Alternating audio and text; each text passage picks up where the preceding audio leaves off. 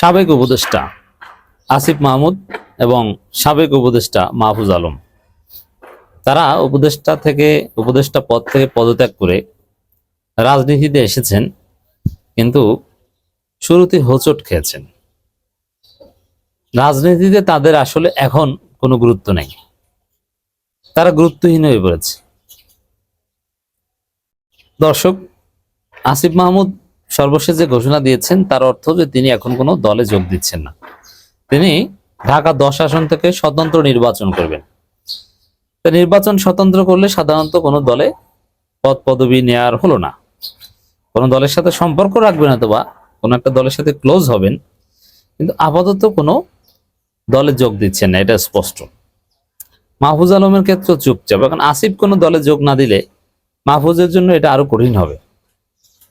তাহলে আমরা ধরে নিতে পারি যে আসিফ এবং মাহফুজ আপাতত কোনো দলে যোগ দিচ্ছে না, গণ অধিকার পরিষদও না, এনসিপিতেও না, বিএনপিতে তো সম্ভবই না, কারণ বিএনপির লোকজন তো তাদেরকে পিটাবে। বিএনপি নিজেরাই পিটি করে খেতে পারে না, আর সেখানে আসিফ এবং মাহফুজকে জায়গা দেবে কিভাবে? It's impossible. তো দর্শক, এই জায়গায় আসিফ মাহমুদের রাজনৈতিক গুরুত্ব শেষ বলা যায়।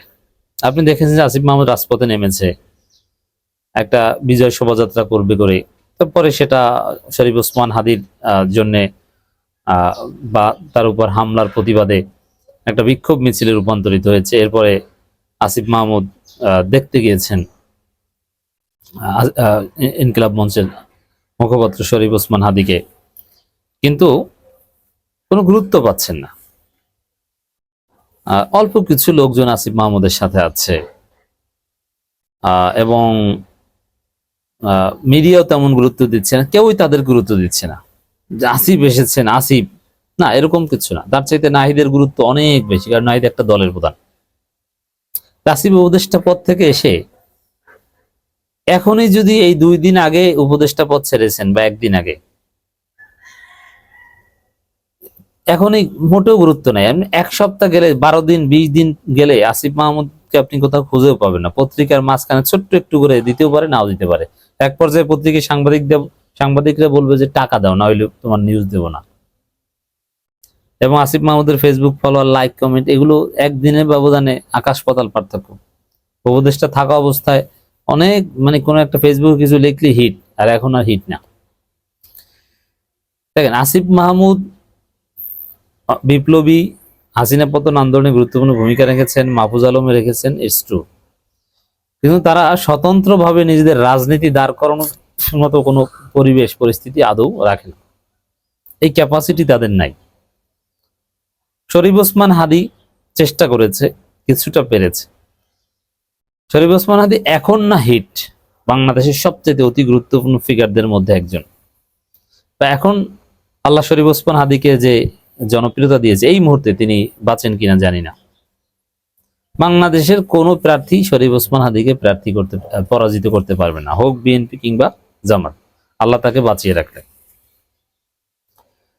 ইন্টারেস্টিংলি, আমি শরীফ ওসমান হাদির ভোটার, সরাসরি ঢাকা 8 আসনের ভোটার, আর সেই আসনে নির্বাচন করবে শরীফ ওসমান হাদি। হয়তোবা আমার তাকে ভোট দেওয়ার সৌভাগ্য হবে, আল্লাহ যদি তাকে বাঁচিয়ে রাখেন।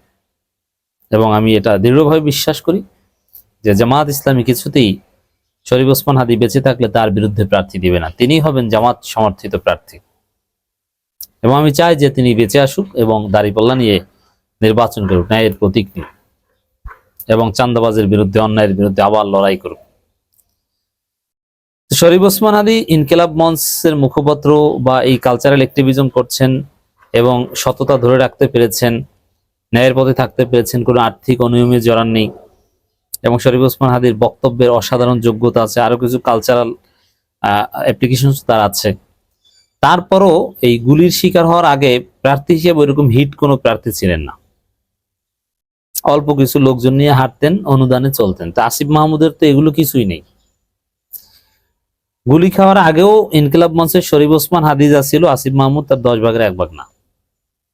শরীফ ওসমান হাদিকে মানুষ টাকা দেয়, অনুদান দেয়, এবং তিনি তার হিসাব দেন অক্ষরে অক্ষরে। আসিফ মাহমুদকে মানুষ মনে করে দুর্নীতিবাজ, ওর টাকা দেবো কেন? এ তো উপদেষ্টা ছিল সরকারের, সাবেক মন্ত্রী।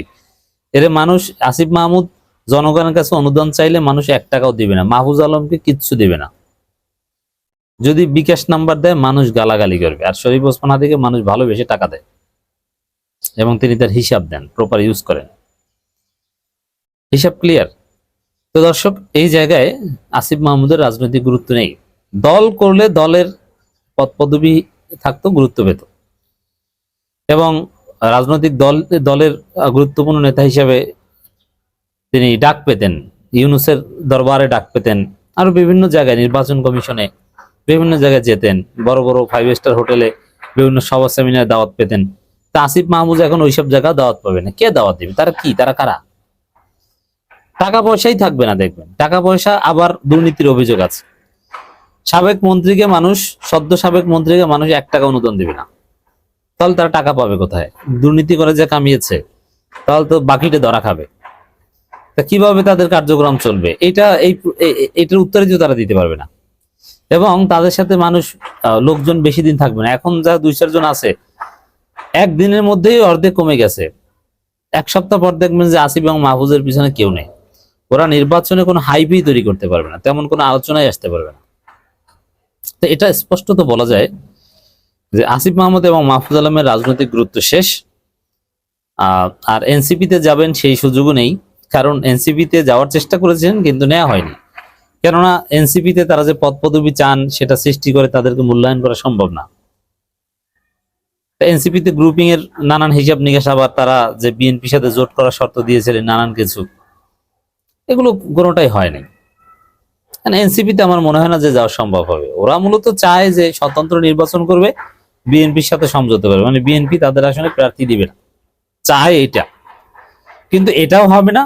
আবার স্বতন্ত্র নির্বাচন করার জন্য যে মিনিমাম কিছু লোক নিজের দরকার, আচ্ছা এই প্রশ্নটা উত্তর দেন। আসিফ কিংবা মাহফুজ কি এমন যে স্বতন্ত্রভাবে কোনো দলের বাইরে তাদের সাথে লোক থাকবে? তারা বৈষম্যবিরোধী ছাত্র আন্দোলনের সমন্বয়ক ছিল, এই হিসাবে তাদের সাথে বৈষম্যবিরোধী ছাত্র আন্দোলনের লোকজন থাকবে বা থাকতো। কিন্তু এখন বাংলাদেশে তারা কি, কোন কারণে, কোন যুক্তিতে ব্যক্তি আসিফের সাথে, ব্যক্তি মাহফুজের সাথে লোকজন থাকবে? কোন কারণে? একটা কারণ দেখেন। এনসিপি করলে এনসিপি নেতা হিসেবে তাদের সাথে থাকবে, কিন্তু এখন তাদের সাথে থাকবে কারা? তারা আলাদা কি? এখন, সেই আন্দোলনের সময় তারা সমন্বয়ক ছিল, কিন্তু এখন কি? এখন সাবেক মন্ত্রী, কোনো লোক পাবে না। তো ওদের জন্য সমাধান একটাই, সেটা হচ্ছে জামাত ইসলামীতে যোগ দেওয়া। জামাতে যোগ দিলে দুনিয়া এবং আখেরাতের কল্যাণ হবে। তবে তওবা করে আসতে হবে, এবং দুর্নীতি করে থাকলে সেগুলোর কাফারা দিয়ে আসতে হবে, সাফ হয়ে আসতে হবে। আর জামাতের যে বর্তমান রাজনীতি, জামাত 2.0, তাতে জামাত, আসিফ মাহফুজ তারা যদি জামাতে আসতে চায়, জামাত ওয়েলকাম করবে, এবং সাফ হয়ে তওবা করে আসলে, কাফারা দিয়ে যদি আসে দুর্নীতি করে থাকলে, ক্লিন সার্টিফিকেট নিয়ে আসতে পারলে জামাত নমিনেশনও দিবে এবং টিকে থাকতে পারবে। ওরা ভবিষ্যতে বাংলাদেশ গঠনে গুরুত্বপূর্ণ ভূমিকা পালন করতে পারবে। জামাতের হয়ে ওরা মন্ত্রী হতে পারবে। এছাড়া ওদের কোনো ভবিষ্যৎ আমি দেখি না। পচে গলে নষ্ট হয়ে যাবে, লিখে রাখেন।